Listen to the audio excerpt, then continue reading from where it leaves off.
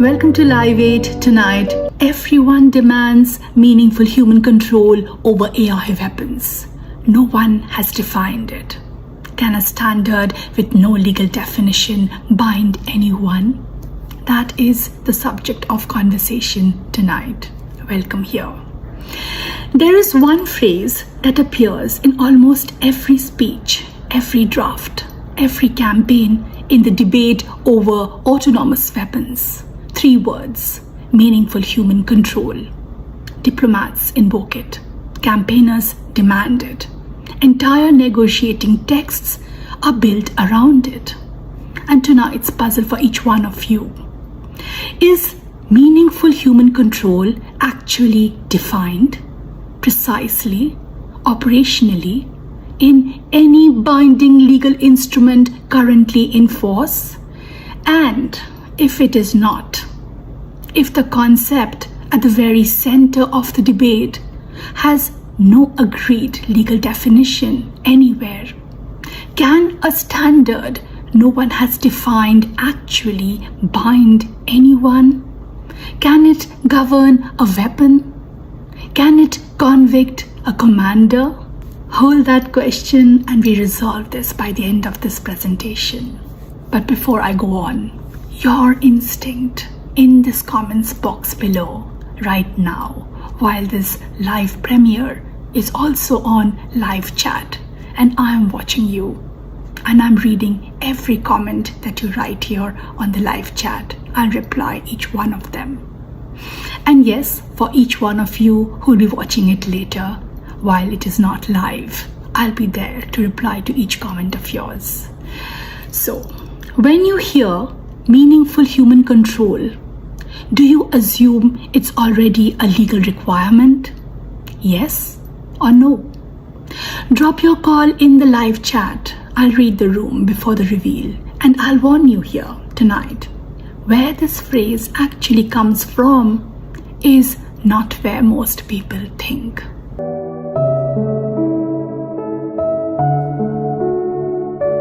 Good evening and welcome back to this channel, the AI Law, Global Security, AI Risks and Liability, and this is the premier live session, Thursdays until Sundays, the AI Law Daily at 6 p.m. now, not 8 p.m. CST anymore, because I want people from all over the world to engage with me here.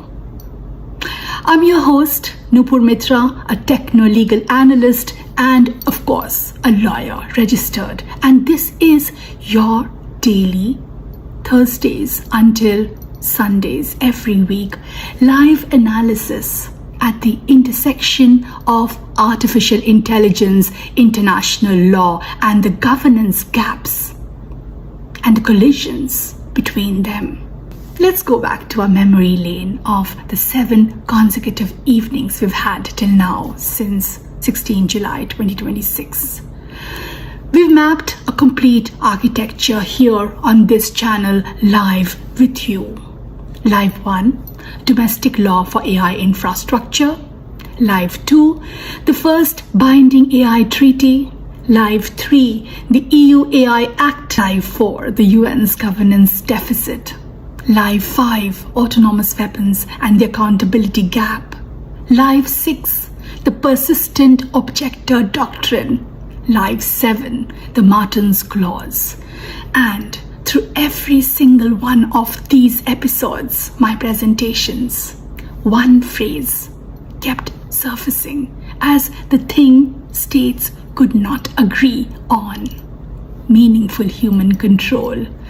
Tonight we put that phrase itself on the table. Not the weapons, not the treaties, the concept. Because if this is the hinge on which the entire debate turns, we had better know exactly what it is, where it came from, and whether it carries any legal force at all. Let us build the architecture from the source tonight, live here. And the source will surprise you. Meaningful human control is not a phrase from a treaty. It is not a phrase from any court. It was coined in 2013 by a British non-governmental organization called Article 36, and specifically by its co-founder, Richard Moyes, in a policy paper on autonomy in United Kingdom weapons systems. In that original formulation, meaningful human control had three elements. First, adequate contextual information. A human needs enough information about the target and the environment. Second, a positive action. A human being actually initiating the attack. Third, accountability. Identifiable humans answerable for the decision. Now, this is the part that matters for tonight's live premiere session. Article 36, it deliberately kept the concept open. It was never elaborated into a precise operational test, and Moyes himself has been candid about why meaningful human control was, in his framing, a political concept designed to bring states to the negotiating table and structure a conversation, not to serve as a finished legal definition. But a phrase becoming central to a debate is not the same as a phrase becoming law, and that gap between ambiguity and legal definition is exactly where tonight lives. So let us be precise about the legal status. As of tonight, there is no agreed or binding legal definition of meaningful human control in any instrument in force. It does not appear defined in the Geneva Conventions. It is not defined in any treaty. Recent scholarship states it plainly. Meaningful human control remains, in essence, an academic and political construct, not yet integrated into international humanitarian law and lacking a universally accepted definition. And it is not the only phrase in the room. This is where it gets sharp. The states most actively building these systems do not even use the same words. First issued in 2012, updated in January 2023, does not require meaningful human control. It requires that autonomous and semi-autonomous weapon systems be designed to allow commanders and operators to exercise, and I quote, appropriate levels of human judgment over the use of force. Different noun. Control versus judgment. And a US government white paper made the stakes of that word choice explicit. Appropriate. It said is a flexible term. There is, quote, not a fixed one-size-fits-all level of human judgment that should be applied to every context. Read those two standards side by side. Meaningful human control, undefined, but implying a firm floor beneath which autonomy may not go. Appropriate levels of human judgment, explicitly flexible, context-dependent, and set by the deploying state itself. These are not two labels for the same idea. They are two different philosophies of who decides how much human is enough. And the choice of vocabulary is itself the argument. The one place there's genuine consensus is thinner than it sounds.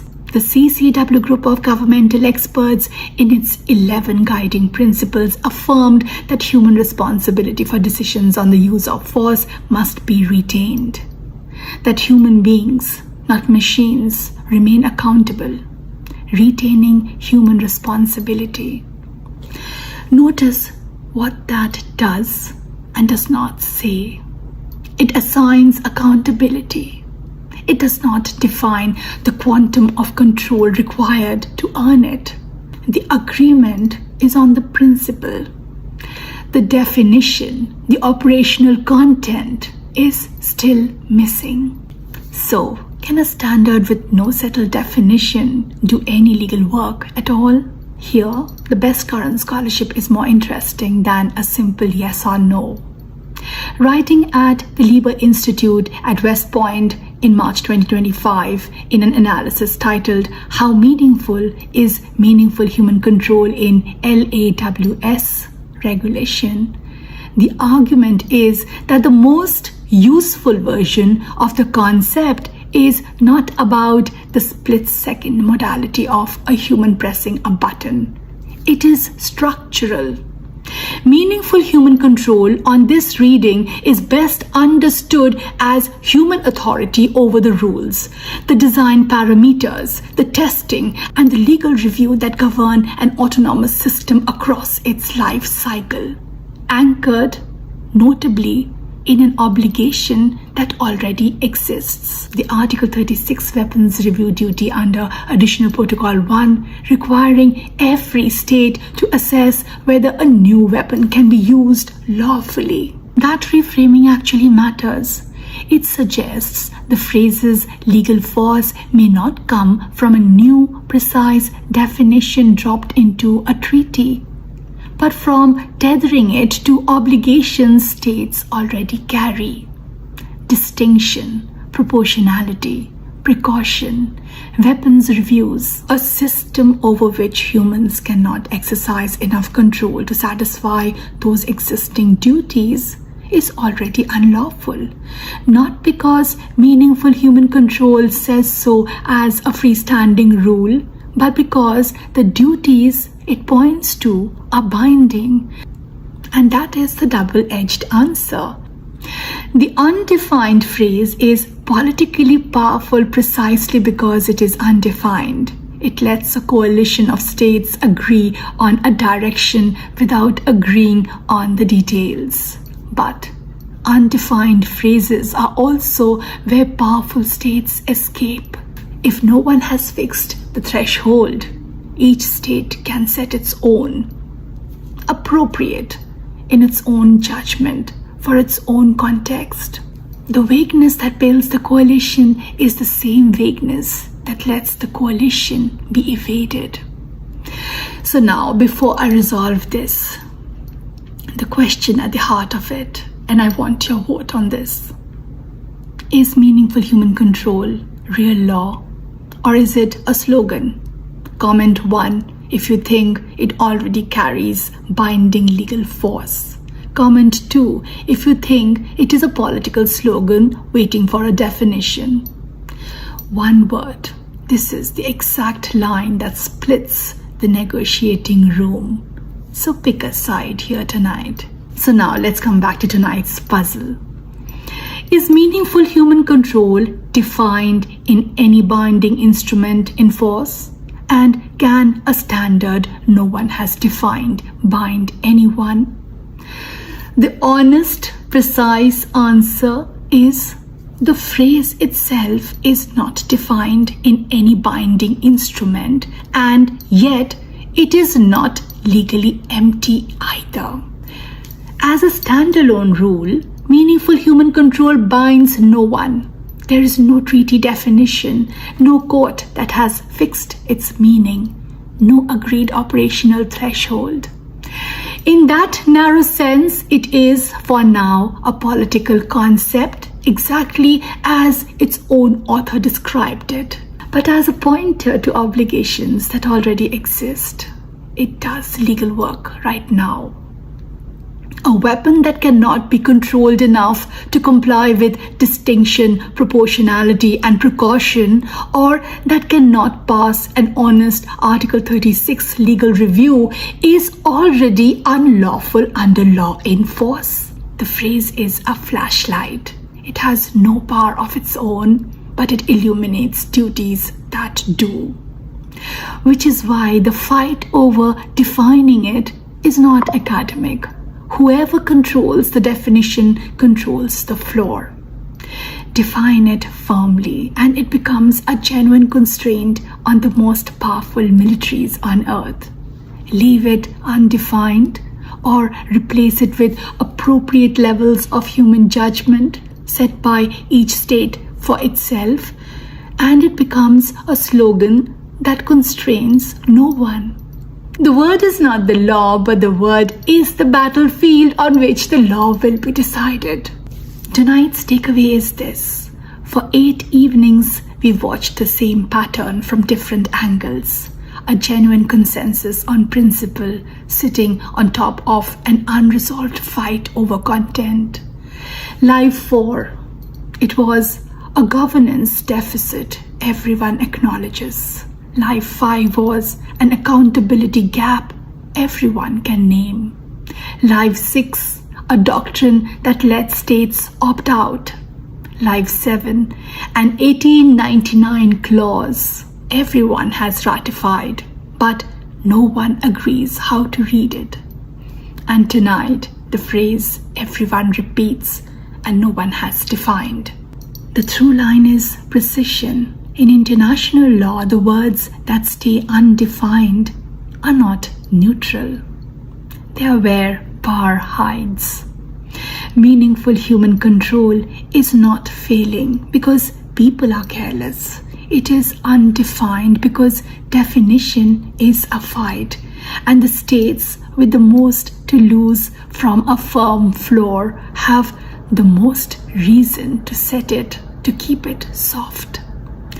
The task for anyone who takes this seriously is not to repeat the phrase more loudly. It is to tie it to the obligations that already bind, and to insist that appropriate is not a synonym for whatever we decide. Next, live premiere 9. I'll be there on live chat at 6 PM CST. We examine the one binding obligation hiding underneath all of this, the Article 36 weapons review. Before any state fields a new weapon, it is already required to ask whether that weapon can be used lawfully. Does that duty already require testing AI weapons before they ever reach the field? See you tomorrow. I promise I'll be there. Do you? If tonight added precision to how you think, do 3 things. 1. Subscribe to both my channels, the AI Law, Global Security, AI Risks and Liability, this channel, and another channel, AI Her Rights. 2. Join the mailing list at thoughtleadinnovate.com/newsletter. And 3, that's important, the moment tomorrow's puzzle drops, put your answer in the comments. I'll read it before the live premiere begins. You'll also find me on Substack, LinkedIn, and at thoughtleadinnovate.com. This is the AI Law Daily, governed by evidence, guided by law. Good night.